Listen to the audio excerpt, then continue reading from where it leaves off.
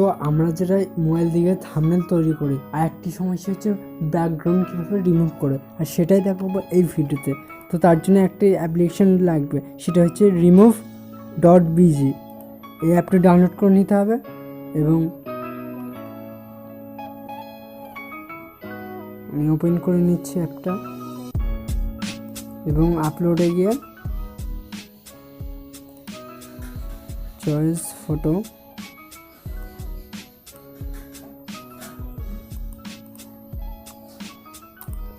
Technology logo গাড়িটাই select করলাম। তো দেখতেই পাচ্ছ যে এখানে ডাউনলোড টিপলে ডাউনলোড হয়ে যাবে। তো এইভাবেই যে কোনো ফটো তার ব্যাকগ্রাউন্ড রিমুভ করতে পারবা। তো এই ভিডিওর জন্য এতটুকু। ভিডিওটি যদি উপকারী মনে হয় তাহলে একটি লাইক করে আমাকে অনুপ্রাণিত করতে পারো এইরকম ভিডিও বানানোর জন্য। দেখা হচ্ছে নেক্সট ভিডিওতে। ততক্ষণ পর্যন্ত বাই বাই।